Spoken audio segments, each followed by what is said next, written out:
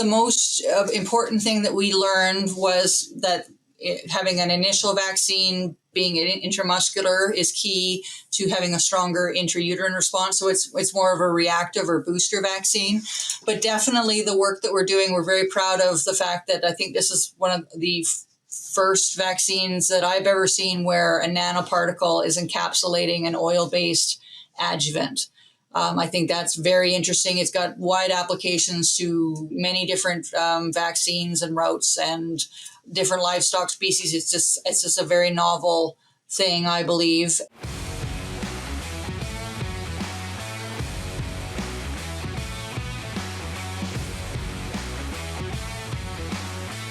Welcome to Swine Canada, brought to you by Genetics.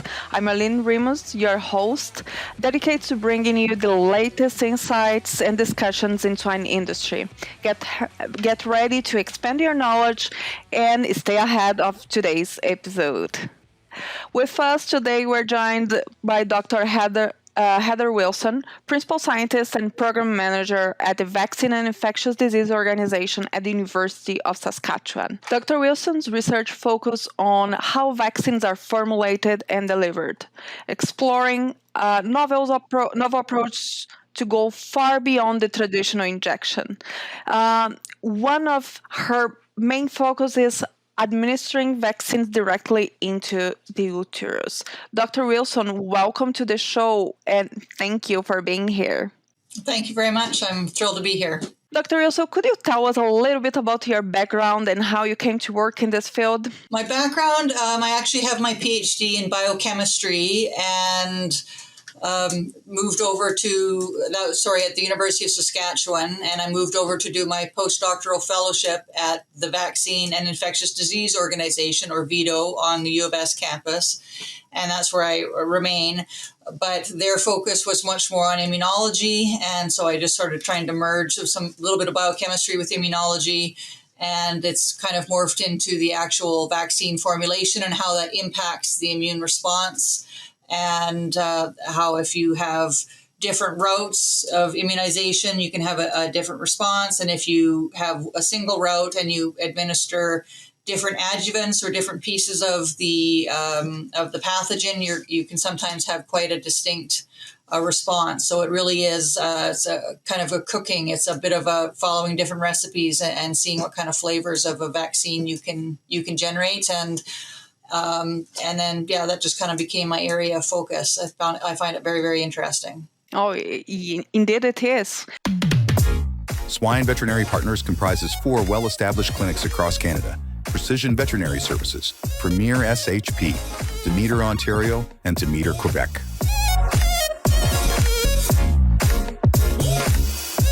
And you have led multiple projects since 2018 on intrauterine vaccination. Could you tell us a little bit about this concept and what it actually means? Yeah, so it started off, it was an idea from my postdoc at the time, actually, and he's now Alex Pasternak, and he's now at Purdue University, where we had some ideas about the pigs are being bred routinely through artificial insemination. So it's one of the animal species that actually where the uterus is actually routinely accessible. They farrow a couple times, I think it's 2.4 times a year. So it's kind of a nice spacing of a vaccine.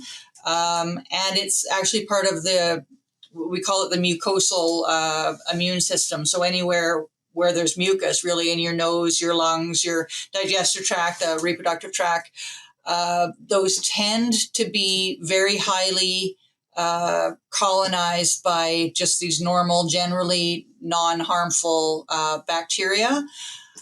But because of that, the immune system actively ignores a lot of pathogens until they actually, cross into the body proper, and which is really good. It allows you not to have an immune response to dust or to food, anything like that. But in doing so, it's really, really quite difficult to get a good immune response. It's especially like to an oral vaccine. But so we looked into the uterus, and there is a flora there.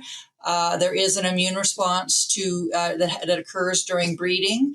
So we were quite interested that there is a flora, but there's not nowhere near what there is in the digestive tract. So the idea was perhaps an intrauterine vaccine would not generate such a tolerance response. It would be more of an active immune response. So that's kind of how the concept grew.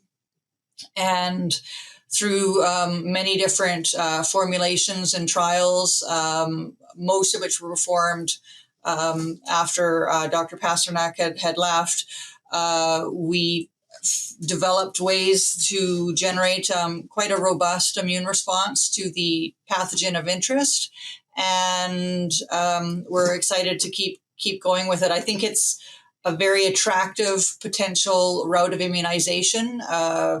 It's something that's already happening. Yeah, you're already breeding the animals. So what is it? If you just squirt a little bit of a vaccine right into the semen bag, and then that gets administered, you don't have to have more persons in the barn. And as we know, it's difficult or challenging sometimes to get enough persons in the barn. If you're giving them more work, it leads to a little bit more difficulty in perhaps hiring. So it just seemed to be that all these things were kind of coming together. So it's something that we just kind of tried, and it didn't work initially. And through a little bit more trial and error and learning, it's coming along to be quite an exciting route of immunization. And there is a specific pathogen that triggered your research, or is more like a general concept? More of a general concept. We did do a little bit of working with, we looked at parvovirus. We would have liked to have worked with PRRS, but we didn't at that time. I didn't have a good challenge model. So you could have used PRRS and see what kind of response, but which is just the immune response. That's not the same as saying, yes, we've got antibodies, but did we show protection against an actual viral challenge? So what we did was we switched to PED-V, which is, it affects all ages, of course, an epidemic diarrhea virus, but it really, really affects the young piglets, the neonatal piglets. So it's a little bit counterintuitive. We're administering the vaccine into the uterus for mom. The gilt or sow is generating the immune response, again, just for her. It's not as if the fetuses are getting an immune response. But when the piglets are born, then they suckle the colostrum and the milk over the next couple weeks, then they are getting the passive antibodies. So right now we're trying to develop an actual PRRS model, which would be protecting mom against a disease that's much more likely to affect her, so like abortions and all that.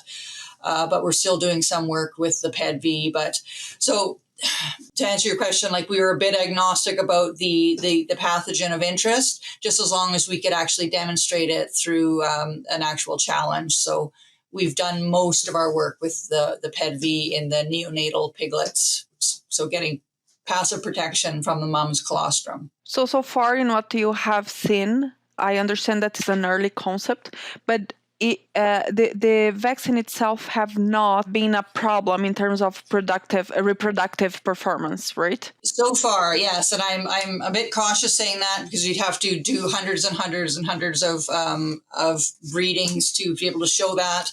But so far, we've shown through CASA analysis and other microscopy, and by actually doing breeding, we're showing that the vaccine, how we're formulating it, is not spermicidal. Mom is getting pregnant. She can get bred a second time. And the piglets are born. They appear healthy. They appear to have the same kind of numbers if we compare number of live pigs versus stillborns and all that. They all appears really good. But I would really like to do quite a detailed look at growth kinetics. So even if we could show no change would be great, or possibly maybe a little bit better would be ideal. But right now we're very, very happy with the results that we're seeing. That, it doesn't appear that the vaccine administered into the uterus at breeding, it doesn't appear to be having any negative impact on fertility. And what kind of immune response have you measured in your trials? So the initial studies, what we did was we formulated the vaccine with, so we just had a protein as the antigen, so the PEDV spike protein. And then we tried several different combinations of adjuvants, which would then help direct the immune response. But we had to be really careful to find adjuvants that are not spermicidal. A lot of them are oil-based, which is going to be spermicidal. So we had a triple combination of adjuvants that has actually been developed at VIDO that a lot of people have been using in different animals. So we tried that and it wasn't spermicidal and it didn't affect fertility.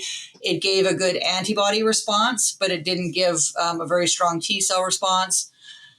So, that one, so again, it's an antibody, a B cell response, and then we're looking at a T cell response as well.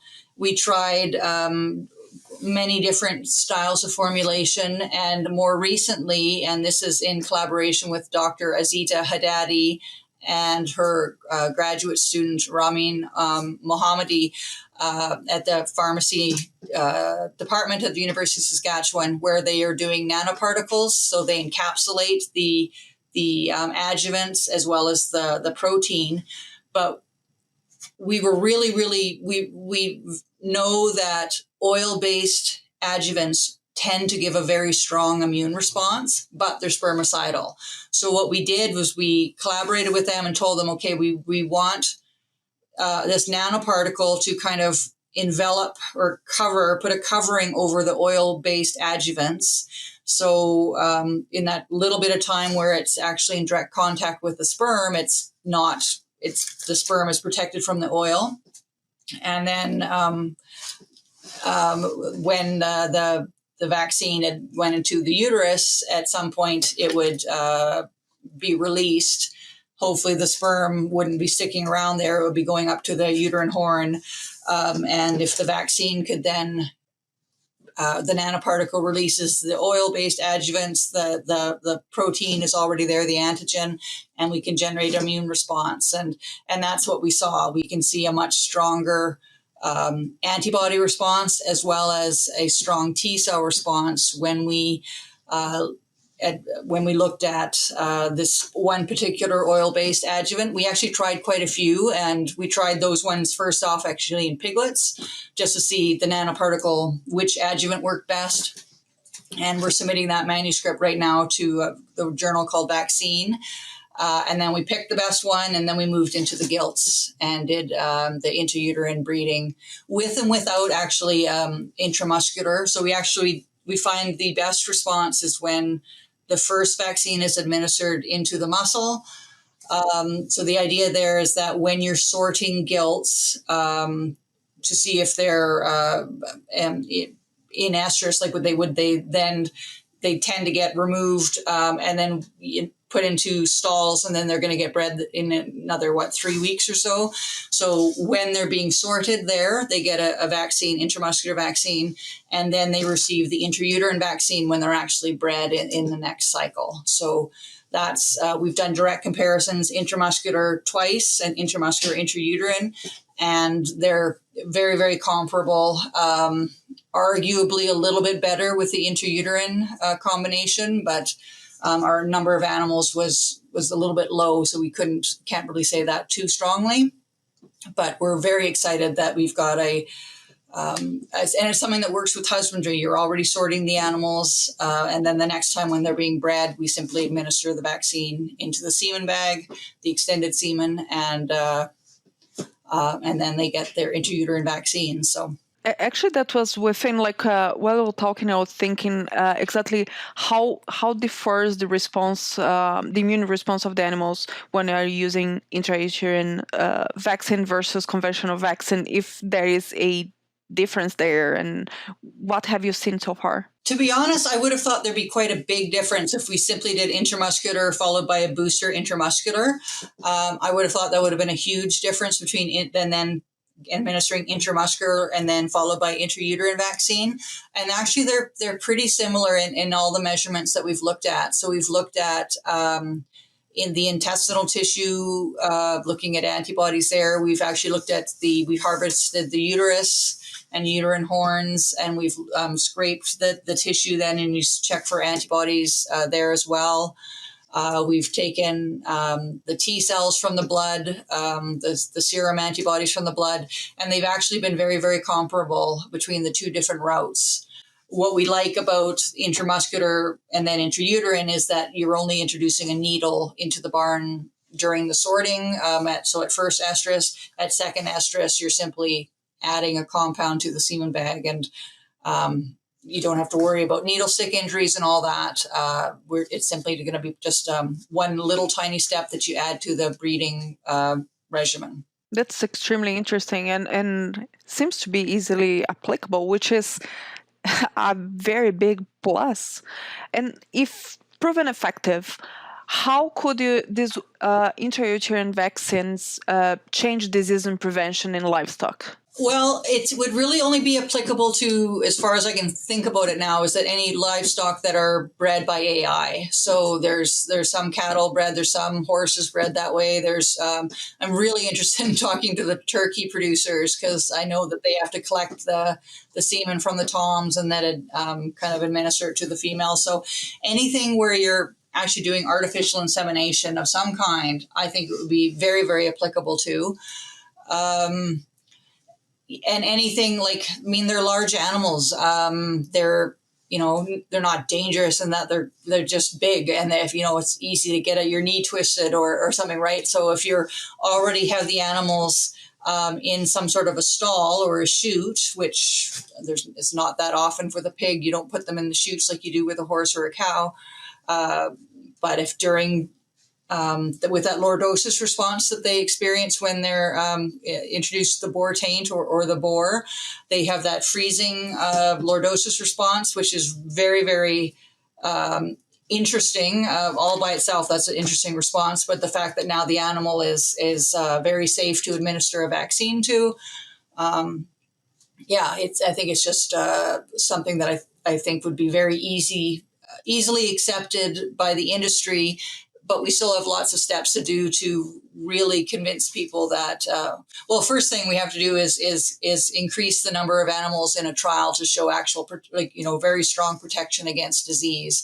And I think we're switching now to looking at PRRS to see if we can show protection of the mom. So where you're looking at, the difference there is when you're looking at the disease for mom, so PRRS, you're protecting with an antibody response as well as a T cell response. If we're protecting the suckling piglets, so for that example would be the PED-V, they're just getting antibodies. They don't get any T cells or, minuscule amount of T cells, if any. So if we can, when we're demonstrating some protection against PED-V in the suckling piglets, we now would like to see if having a very demonstrably high T cell response, selective Th1 type T cell response, are we going to show protection in the gilt or the sow herself against the disease that's affecting her reproductive tract? So we're very excited to start looking into that. I think is you have been showing how your research has been evolving over the years, and I think you have learned a lot in this process. Sure. So the differences in handling and administration of this vaccine, probably we can think that this could potentially improve animal welfare or maybe reduce the handling stress. Am I in the right way? Yes, I think so. As we say, ideally, it would have been nice if we only could administer the vaccine into the uterus. We just found that having an initial immunization into the muscle, followed by intrauterine, was actually the strongest immune response, most reproducible. So we're reducing the number of needles by half, right? Normally you would have to administer the vaccine twice anyway. So at least the second one is, again, it's at a time point when the pig is already getting bred. She's undergoing lordosis. She's not unduly stressed. It's something that's happening anyway. I always say that even if we find the best vaccine in the world and we say, okay, guys at the barn, it's time to round up the pigs, and it's at a time when it's not convenient for them, it's probably not going to happen, right? So we're very proud that we've found this route of immunization that can be very amenable to the husbandry and very amenable to reducing the need for needles, and it's going to negate some of that animal stress and reduce the person powers that are needed to have a strong immune response generated. So, even that risk of having the needles breaking and all that is quite interesting itself. So over the years, you have been studying and evolving this concept. What are the key findings that you have seen that shifted your research, and that are the key findings that are bringing forward this technology? The most important thing that we learned was that having an initial vaccine, being intramuscular, is key to having a stronger intrauterine response. So it's more of a reactive or booster vaccine. But definitely the work that we're doing, we're very proud of the fact that I think this is one of the first vaccines that I've ever seen where a nanoparticle is encapsulating an oil-based adjuvant. I think that's very interesting. It's got wide applications to many different vaccines and routes and different livestock species. It's just a very novel thing, I believe. And it seemed to work very, very well for us that we needed the adjuvants to be there. We needed those strong oil-based adjuvants, and we needed them not to be spermicidal. And obviously not have a negative effect on fertility. And that's all of those are getting ticked off. So we're getting a strong immune response, or we're getting a T cell response as well as a B cell response.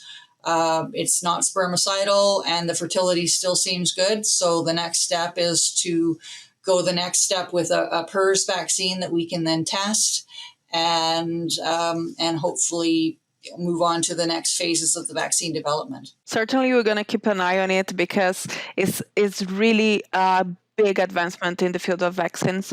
And I'm sure that likely you as you continue this research, you're going to find that probably will be more effective for some pathogens than others, and probably you'll have a broad field of application. For the folks at home, we are heading toward the end of our episode, but please give us a like, leave comments. You can also ask questions to Dr. Wilson. She might come back in another episode to answer those questions and help us to understand more of it. We know that's a super innovative topic, so please leave your comments. We are very interested to hear what you're thinking about it. It's time for our famous three.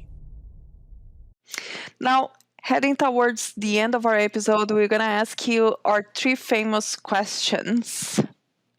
One of them is, what is your favorite research book in your area of research? I'll give you two. The first one is Lesser Beasts, and I can't remember the name of the author, but I gave that last time when the last time I was on this podcast. So it's a very nice, basically, history of the domestication of pigs, and it's a very good book. The other one is, I'm just trying to remember the title of it. It's by Philip Detmer, Detmer.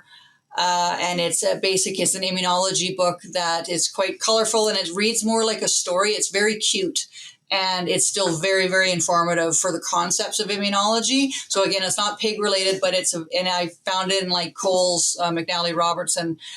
So it's for the layperson, but I try to read it again about once a year. It's very cute. It talks about, if a cell in the body was the size of a human, then a bacteria would be the size of bunnies. I mean, it's hilarious.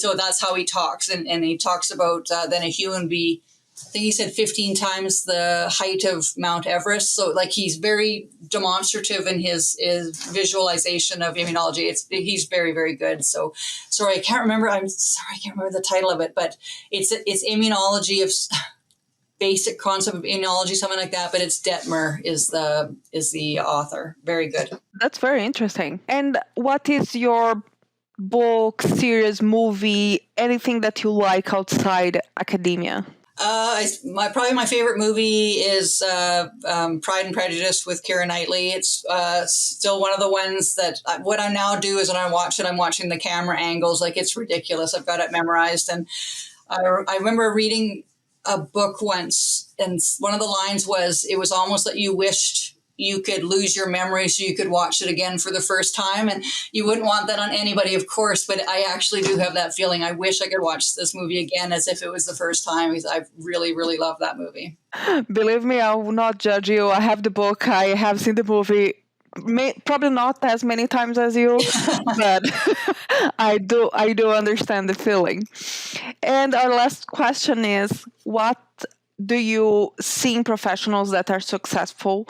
What are the key characteristics of successful professionals for you? Perseverance, I believe. Just keep going. Things, especially in research, it doesn't always work. It's frustrating. Sometimes you can find out why, and it's a really interesting reason why. Sometimes it just doesn't work, and you don't know why. You can keep plugging away at it. So that's, again, perseverance. But sometimes you just have to know when, okay, it's time to switch our aspect here and look at things from a different way. So it's a bit of a toss-up between perseverance and being adaptable. But a lot of any success, and so I tell my kids, like at university and high school and all of that, is that just getting up every day and trying again. I personally think there are people in this world where things come incredibly easy for them, and God bless them. That's fantastic. But there's a lot of people that work really, really hard, and then and they, can acquire knowledge. I think I would probably employ somebody who is a really hard worker and is good to good enough, but it really is trying, and you can see as a really strong team member, doesn't take things for granted, is happy to put in the work, and gets excited by the work. Having said that, the people where things come easily to mean they're going to go places too, obviously, but don't get discouraged if your marks are, not as high as you want them to be. But if you've got that personality that it comes across in an interview and you get in the door, you're going to be recognized as a valuable team member. So. Well, that is a very nice and very nice feel. Thank you for sharing that with us. Thank you. And folks, that's a wrap for today's episode of Swine Canada, presented to you by Zenetics. A sincere thank you to you, Dr. Wilson, for sharing your knowledge with us. Well, thank you very much for having me. This was great. I think this was a very insightful episode because it's really ahead of the curve. We're talking about extremely innovative delivery methods for vaccine. In utero, actually, vaccine, which is very different of what we're used to see. So if you at home have found this discussion insightful, do not forget to subscribe, leave a review, and explore more episodes in our website or wherever you get your podcast. Thank you. That's Aline Rimos, your host, signing off for today.